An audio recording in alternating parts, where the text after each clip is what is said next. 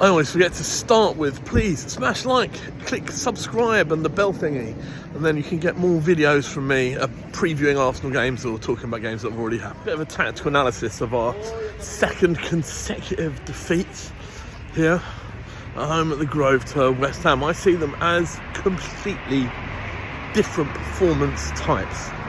The first one last season was classic low block. Release the beast. Classic low block from David Moyes. Hope to hit us sort of centrally, single ball counter attack. First goal was a piss take ball, went out of play. Another one of those VAR bullshit goals. The second goal from a set piece. I thought that game was totally dominated by Arsenal. They had all the chances, all the shots, and really should have comfortably won. I think that when you look at the next game, which is not a low block counter but mid block from Potter, congesting the centre in front of the defence and holding you there, shuffling back and forth, I see it as a very different game. I think that the stats in this one can confuse us, and the eye test is what tells you the truth.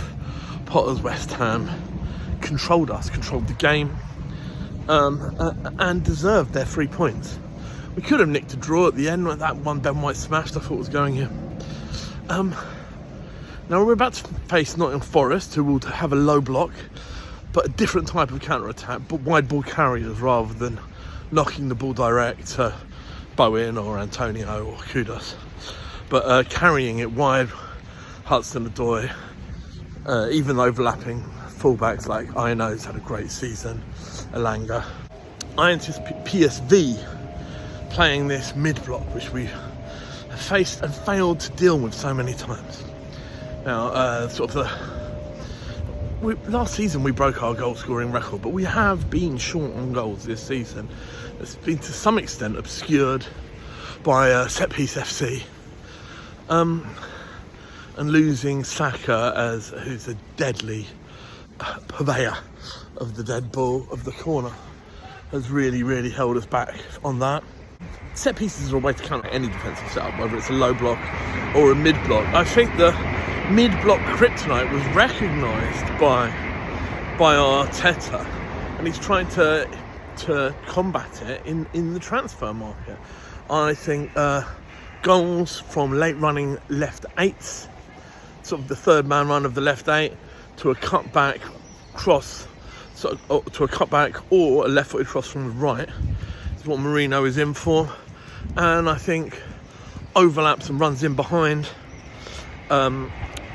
We've brought in Calafiori, who both can overlap and underlap. Actually, even though he had a terrible game against West Ham the other day, in the first 20 minutes he made so many runs, so many dangerous runs. And the minute they don't work, no stalling, back into position, making runs again. I could see, the job he was sent out to do. Even though, obviously the main job of a defender is to defend, and you've got to just defend properly against Wan-Bissaka, which he does not do. Ben White is the better overlapper on the right-hand side than Timber. I think Arteta planned to try that against PSV.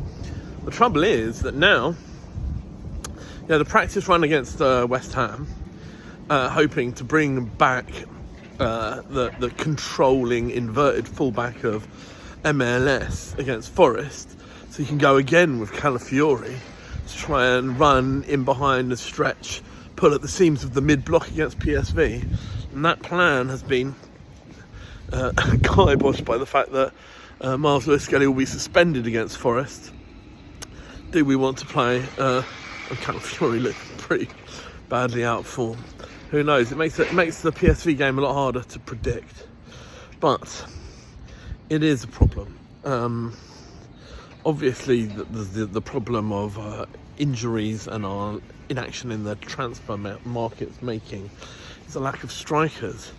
But I'm not even sure if it would have made as much difference as you think. I think Arteta, who often lies in these press conferences, I'm worried that Nwaneri might actually have got a muscle pull rather than just the cramp that is claimed by Arteta.